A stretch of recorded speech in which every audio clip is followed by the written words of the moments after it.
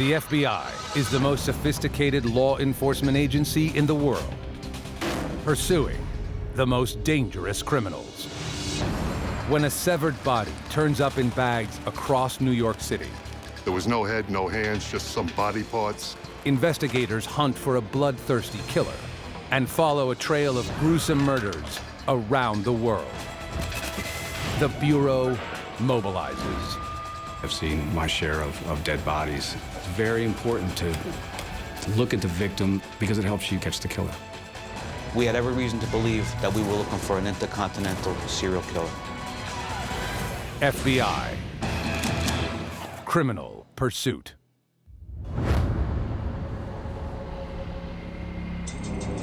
September 15th, 1990.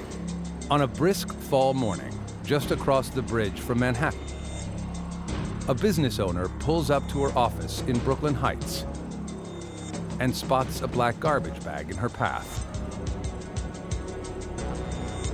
When she tries to move it, blood oozes out from within the bag. She immediately goes to call 911. I was thinking it was a phony call. As I was pulling up, there was a uniform officer who looked into the bags and jumped about 10 feet backwards.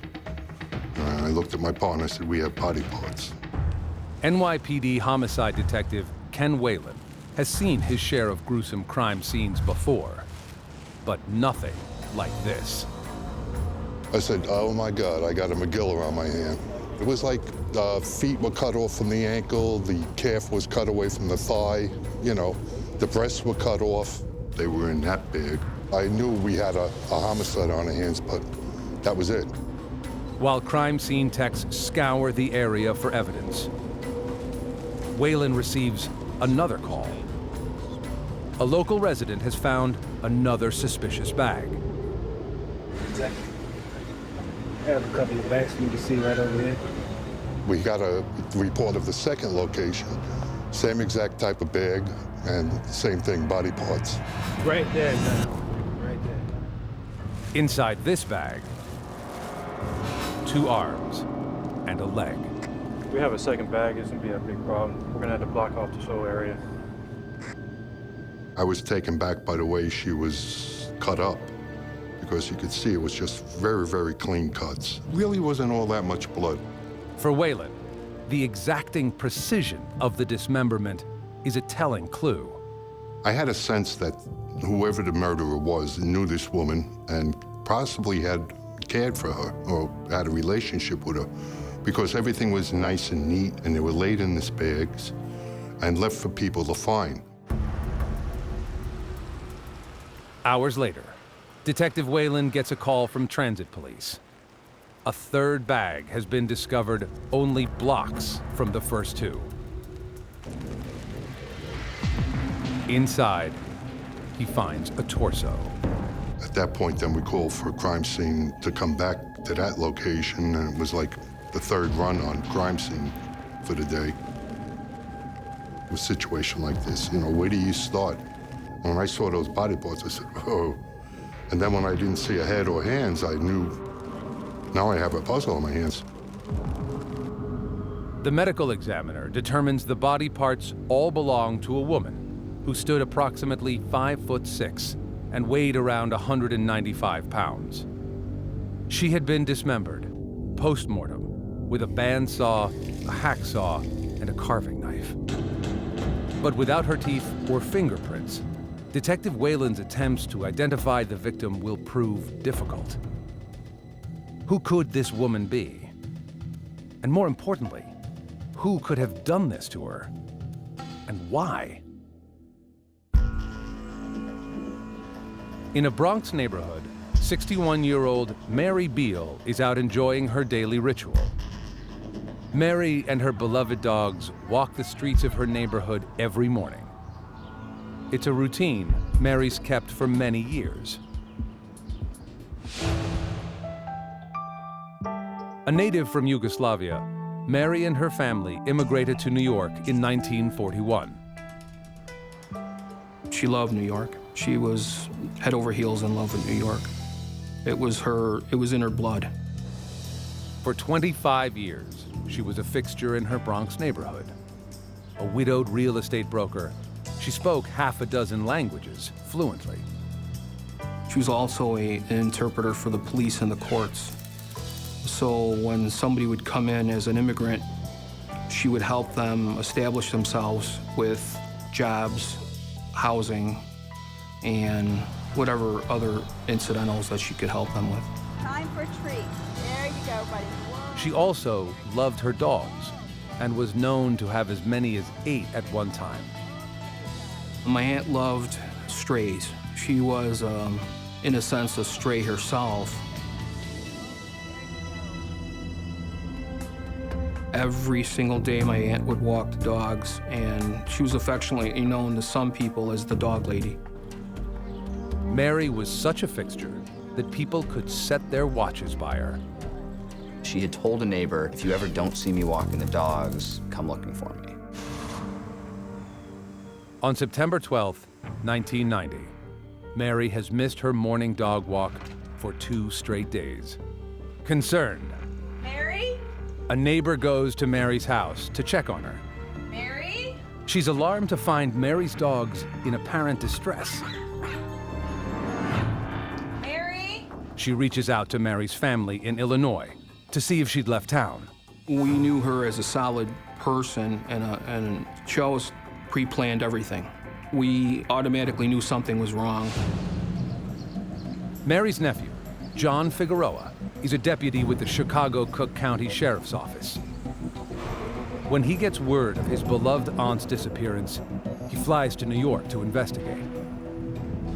He heads to her Bronx neighborhood and finds inside Mary's house 2 items she'd never leave behind: her heart medication and her eyeglasses. But strangely, her van is missing. I started canvassing the area, talking to neighbors and businesses and anybody that might have had any information that could lead to trying to find Mary. No, but excuse me, ma'am, have you seen this lady?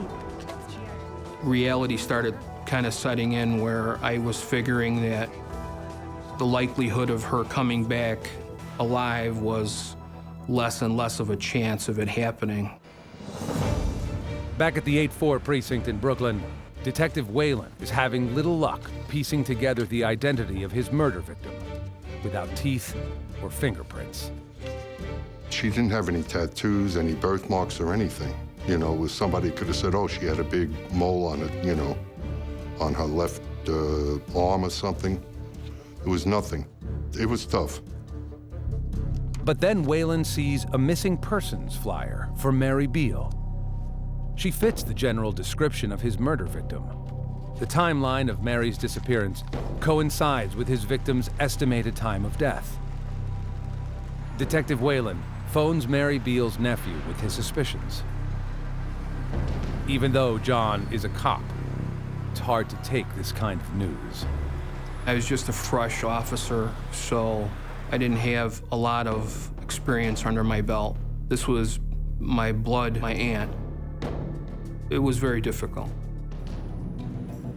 John's mother flies to New York the following day to identify the remains of her only sister. I could see my mom's face, and she just was pale white. She started crying and sobbing. They wanted us to go to the medical examiner's office to identify the body parts. Every time we would drive, my mom would point out garbage bags or trash. I mean, every 30 feet, she would be pointing at it. Is that Mary? Is that Mary? Is that Mary?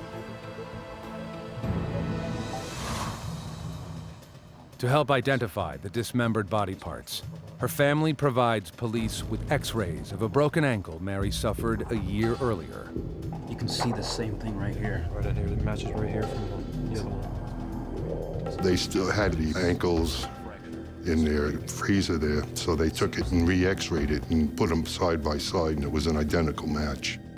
It's got to be her. Same belt. She's got to be the one. It has to be her. Detective Whalen's victim now has a name and it breathes new life into his investigation. We couldn't figure out what she could have done to bring this type of anger upon her. I can't imagine somebody taking a person and literally cutting him in pieces. I couldn't fathom, I couldn't wrap my mind around the idea that somebody could do that. Why would someone kill nice Mary Beal? And what kind of butcher could commit this heinous crime? Investigators will learn the answer is more terrifying than they can ever imagine. In September 1990, New York City detectives feverishly try to identify the sadistic killer who dismembered Mary Beal and disposed of her remains like trash on the streets of Brooklyn. Detectives get their first break when they search Mary's home. They find solid evidence that's recorded on her voicemail. There was the old cassette answering machines, and I was listening to it, and it was a gentleman. He must have called her about 5 times. You need to call me back, okay? Call me back today. He kept telling Mary, Mary, what's the matter? It's me, Smayo, give me a call back. And each time he called, it sounded like he was more intoxicated than the time before. Do you know who you're playing with? Do you know who I am? Through phone records, Detective Whalen learns the man on the machine is a Yugoslavian immigrant named Smayo Deserlic. He had moved to the United States in the early 70s. It was the best day of his life, he later said. Early on, he worked day and night as a taxi driver. But recently, he had taken out a loan to purchase his own pair of taxis. He was living an American dream in some ways. Further digging into Deserlick's past reveals he's a serial cheater, a married man with a string of ex-wives and girlfriends. And detectives learn from neighbors that Mary Beal was having a turbulent love affair with Deserlick, a man used to getting his way, and who sounded dangerous when he didn't. You need to call me back, okay? Call me back today. It sounded troubled, it sounded passionate, it sounded borderline violent.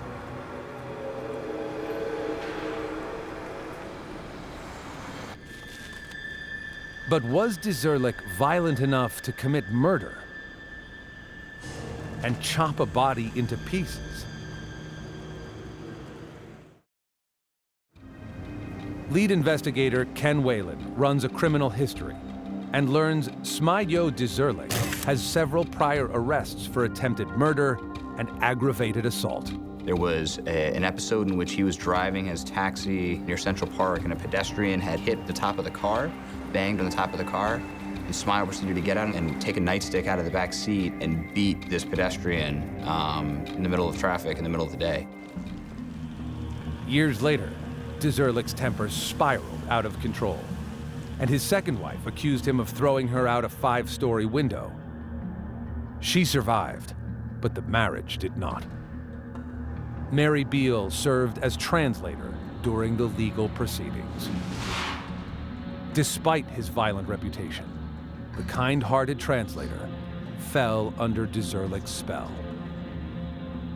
Mary became his lover, even helping him purchase a home. And she did more than just broker the deal. I found out that Mary lent him $10,000 towards the purchase of that house. The same house police obtained a warrant to search 4 months after Mary's death. When they arrive, they notice a pile of mail on the porch, a sign Deserlick is probably long gone. As Detective Whalen walks into Deserlick's home, he feels he has found his crime scene. I just got this sense that this is it. This is the place, you know? Whalen's gut tells him this is where Mary was killed and dismembered.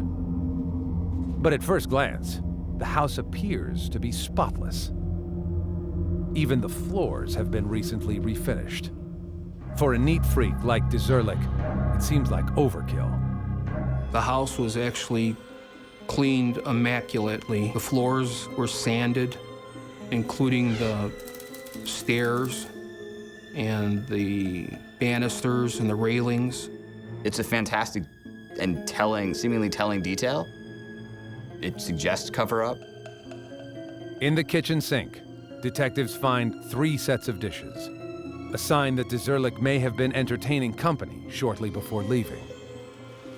Under the kitchen sink, crime techs discovered trash bags. There was the same type industrial strength garbage bags in the kitchen and what appeared to be blood on them. There was also blood near the sink. In the bathroom, a puzzling find. There was a bathtub that was filled to the top with a dripping faucet. He might have dumped her in the bathtub, figuring, now what do I do? How do I get her out of here? So whether he tried to dismember in there. And perhaps the most telling clue is Deserlick's absence. Neighbors report that he and his new wife left the same morning Mary's remains were found and never returned.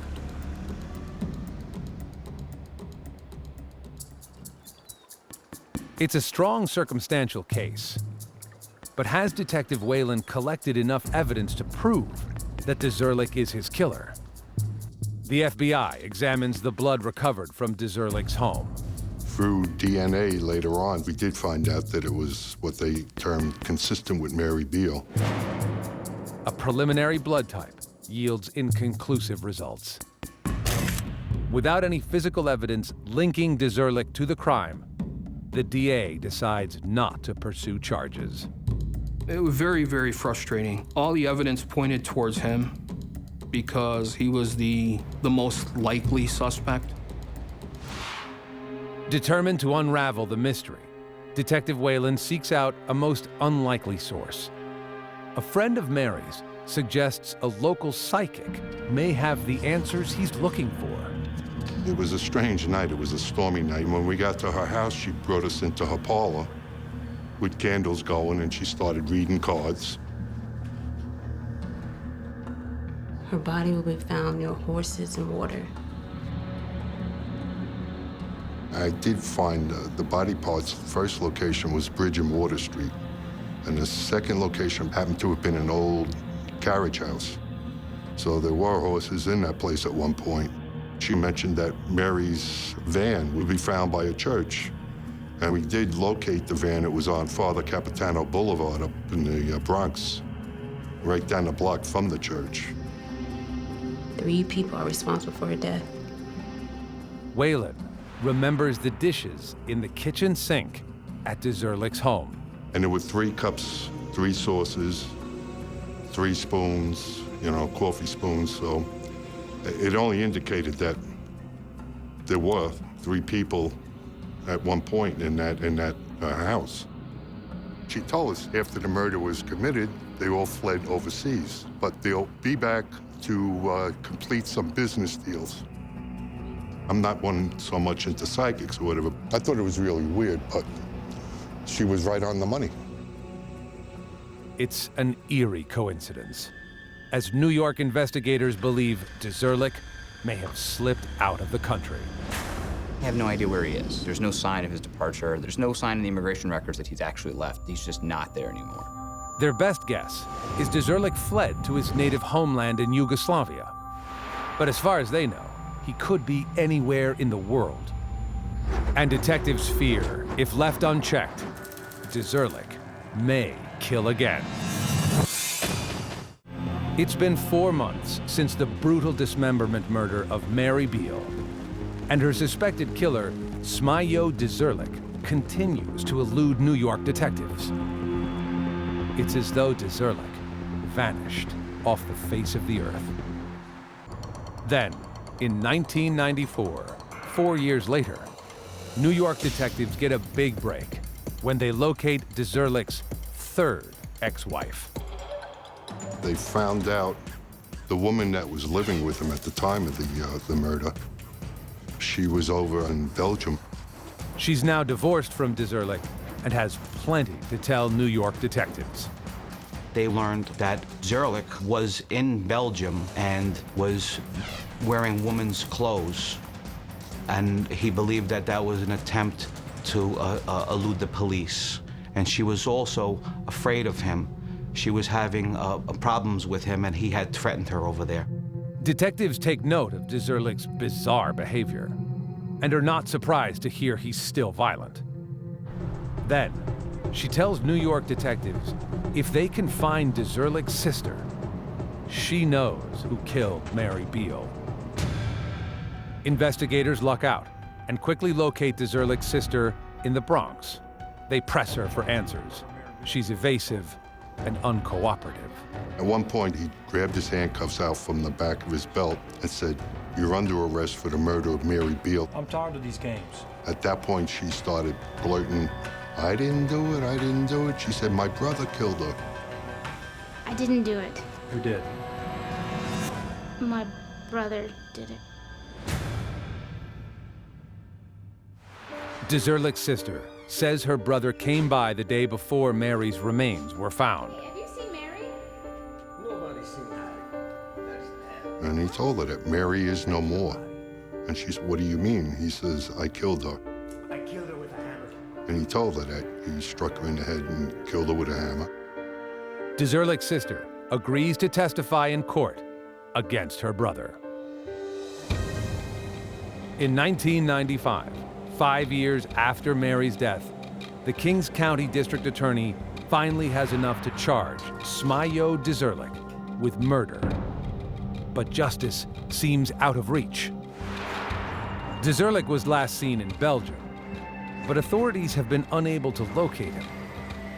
They believe he's still in the country, but they just don't know where.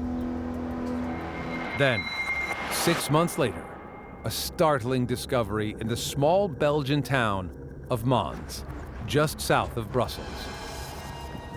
Police follow up on reports of a gruesome discovery: the dismembered body of a woman. Like the severed remains of Mary Beal, her body parts are packed neatly in several black garbage bags, scattered across the city. Police identify the victim as a prostitute who frequented a rundown neighborhood near the railway station. And that part of the city was kind of like another side of the tracks. The victims were, you know, it was like people that would be hanging out in bars and, you know, taking a cab home at night. Belgian police investigate cabbies looking for their culprit. But a short time later, another black garbage bag is located. Inside are the remains of a second prostitute. 3 more victims followed. The killer taunted police by scattering body parts throughout the city and displaying a macabre sense of humor. Body parts were placed along a river that was the River of Hate. Another location where remains were found were alongside a river of Fear. There was a head that was found on a street that was named Deposit Road. Autopsies revealed all 5 Belgian prostitutes had been killed in the same manner, by blunt force trauma to the back of the head. To New York authorities, the Belgian murders are eerily similar to the murder of Mary Beal. All of the victims had been dismembered. He was referred to as the Butcher of Mons because of the surgical precision, and the person that had done this, they believed, had a background in cutting. Like a person with surgical knowledge, or a butcher. We found out Smayo Deserlic happened to have been a butcher when he was in Europe before he came to America. And that's not all. At that time, Deserlick was living in Belgium. He was driving a taxi cab, just like he did back in the Bronx. Just like the Belgian serial killer. Is it all just bizarre coincidence? Or could Smayo Deserlic be the Butcher of Mons? I think a lot of people don't kill just one time. If you killed someone and you got away with it, and if it was something that you enjoyed doing, there is the possibility that you could kill again. But without Deserlic in cuffs, they won't know for sure. Then, in 2004, NYPD cold case detective James Osorio reopens the Mary Beal case, determined to find justice for her family and put Deserlick behind bars. But his fugitive has long fled Belgium, his last known location. Is there any hope of ever finding Deserlick? One thing about fugitives, and especially as time passes, I've found, is, everybody's the same. They want to go home. They want to go to where they know people, where they're familiar with. Deserlick is now 65 years old. His native Yugoslavia has just come out of a bloody civil war. Investigators wonder if an intercontinental serial killer has returned to his native hunting grounds. November 2006, Albania. Along the Mediterranean coast, the mutilated body parts of a young woman wash ashore. 2 weeks later, another victim surfaces. Like the first, she has been brutally dismembered. The Albanian authorities fear this may be the handiwork of a serial killer. They call on the FBI to help them in their investigation. Special Agent Michael Clark works in the Bureau's field office in Bulgaria and responds to the request. The FBI is always interested in serial killers and profiling to enhance our capabilities to address those crimes. Agent Clark arrives in the capital city of Tirana and begins by taking a look at the crime scene. It was a mess. Albania is a very poor country, so the police don't have an evidence response team that can come. They don't even have a morgue that has refrigeration that can preserve the body. The morgue proves to be another nightmare. Rather than leaving the limbs as they were and sort of placing them on a gurney as they would have been, they actually stitched the body parts together, but they stitched the left leg onto the right hip and the right leg onto the left hip. It was a disastrous scene. Hello, operator? Yeah, I need to be put through the FBI office in Washington. Agent Clark knows they need to process the body properly in order to obtain any credible evidence. Look, we've got a real problem here. We've got to get it back to the States ASAP, or we're going to lose all this evidence. It's very important to know whether the dismemberment was part of a torture sequence or whether it was post-mortem for utility. So it's very important to understand who the victim was because it helps you catch the killer. And they are running out of time. They had, 2 days until this body was goo, and they had to figure something out very quickly. Albanian Jane Doe is flown to the United States and brought to the FBI lab in Quantico, Virginia, where highly skilled technicians conduct an advanced analysis of the remains. They determine the cause of death is from a blow to the back of the head. We're able to generate a picture of what the victim may have looked like. We took all of that information and we put it out to every FBI office regionally.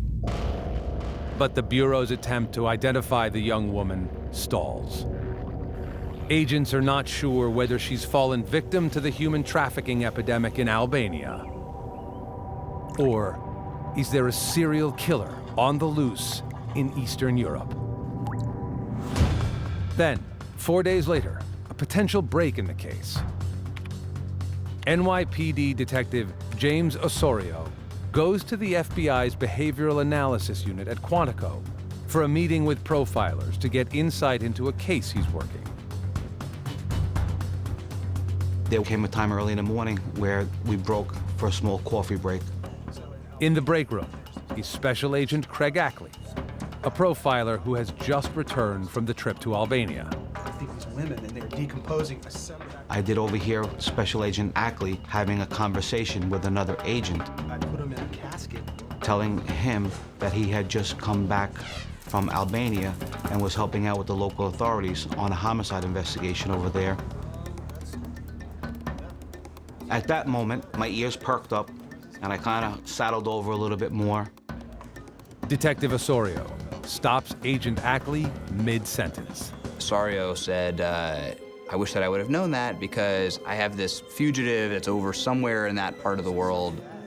And Craig Ackley said, well, what's your guy wanted for? And he said, murder. Well, what kind of murder? And I told him the details of that investigation, and I told him about the victim, Mary Beal, and how she was dismembered, and that her body was disposed in garbage bags.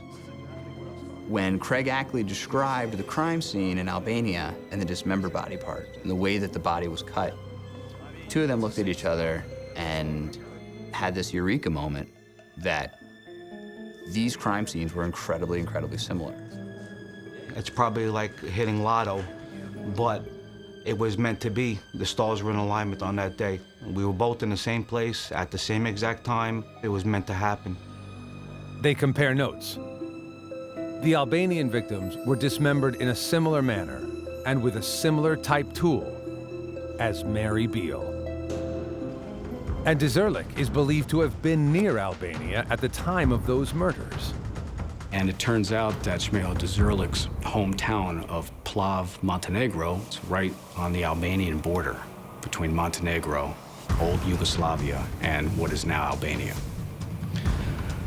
That seemed to be one heck of a coincidence to both of us. With the similarities between this investigation, it suggested to me that it was possible that he was still alive and active. Osorio also informs agents their mutilated victims resemble the unsolved slayings of the Butcher of Mons, who killed and dismembered at least 5 women during the time Deserlick was living in Belgium.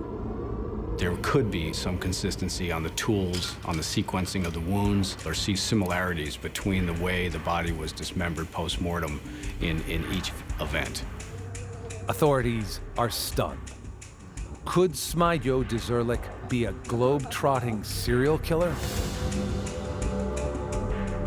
Their first step is contact Belgium authorities to learn more about the Butcher of Mons. And the FBI looked at the crime scene photos from Mons, and they looked at the crime scene photos from Albania in 2006, and they looked at the crime scene photos from the Mary Beal murder. These are very, very, very similar. Similar tools were used, similar cuts, places where the cuts were, nature of the cuts. Belgian police, however, aren't convinced the former New York cabbie is their man. They knew the Smayo was in Belgium at the time of the murders, but that they could not put him in Mons, and that, therefore, they didn't think he was the guy. However, they are able to offer the FBI a valuable lead. The Belgian police told us that he left there, and it was their assessment that he went back to Montenegro. The FBI mobilizes a massive global manhunt to track down this elusive killer before he kills again. Agents know finding a fugitive in a foreign land isn't an easy task. But Agent Clark has an even greater challenge: finding a man whose face law enforcement hasn't seen in nearly 2 decades. I got everything I could possibly get on Smayo Deserlic. The only photo of the New York City suspect was a very dated immigration photo. The photo had been taken in the 1980s. Deserlick is now 20 years older. I thought it was extremely unlikely that we would be able to put this case together. But the Bureau is determined to stop Smayo Deserlic, a monster who mutilates his victims, and agents fear will kill again. So they try to enhance his photo.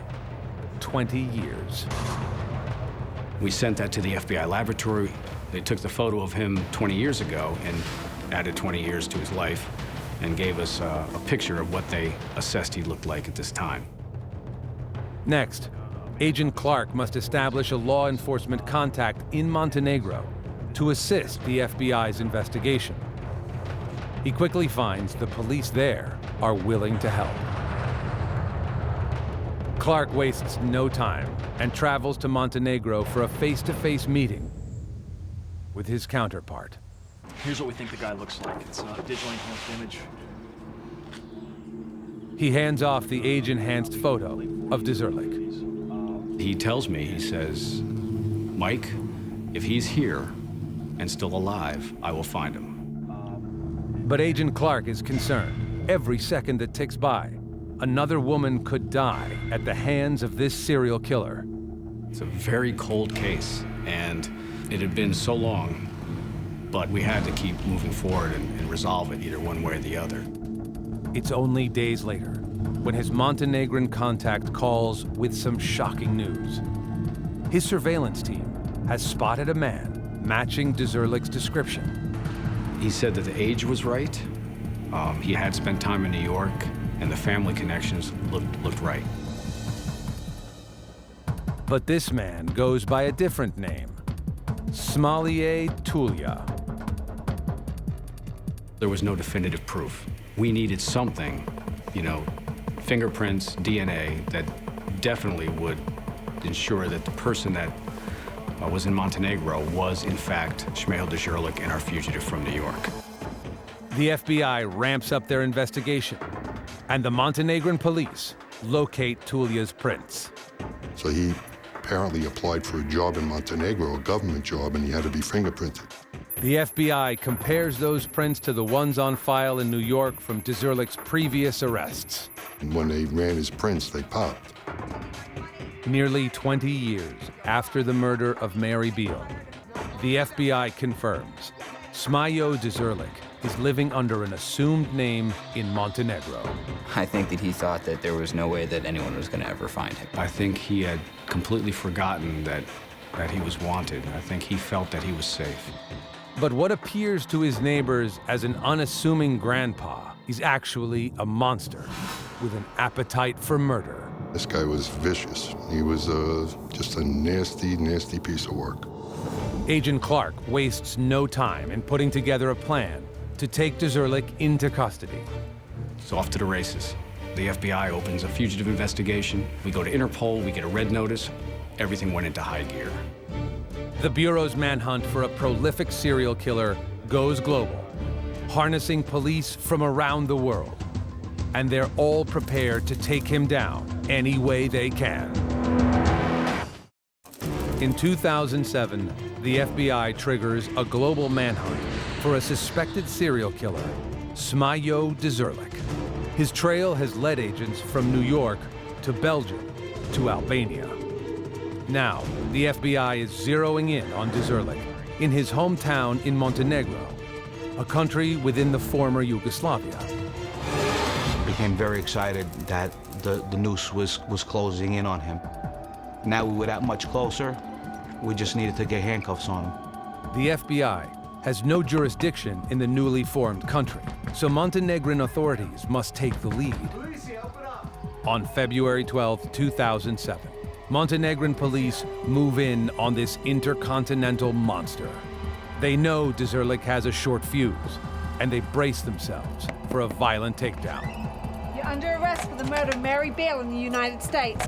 To their surprise, Deserlic answers the door, and without a struggle, he is immediately taken into custody. There's nothing better than being able to arrest a fugitive in a foreign country that's been a fugitive for so long. I never thought they were going to catch him. I was elated, but it was still bittersweet. It was 20 years it took for it to happen. A tight-lipped Deserlic offers up little information to the FBI. His demeanor was calm and hard and evasive. A year later, the new country of Montenegro still does not have an extradition treaty with the U.S., and the FBI is not willing to let Deserlic go free. So Deserlic is tried in a Montenegro court via a transatlantic webcam hookup to New York. There, New York detectives share their theories on how Deserlic killed his lover, Mary Beal, and why. I think she was just a very lonely woman, and he strung her along. I guess, he gave her, praises and sweet talked her, and eventually got this relationship going. Convincing Mary to loan him $10,000. It's so good to see you. But police believe when Mary discovered Deserlic was living with another woman, she confronted him in front of his girlfriend. Apparently he was drunk. They probably got into an argument. She probably started asking for the money. Her $10,000 loan, Deserlick used as a down payment on his home. Police believe Deserlick lured Mary to his house later that night and killed her. Then cut her body into several pieces, severing her head and hands to complicate identification of the corpse.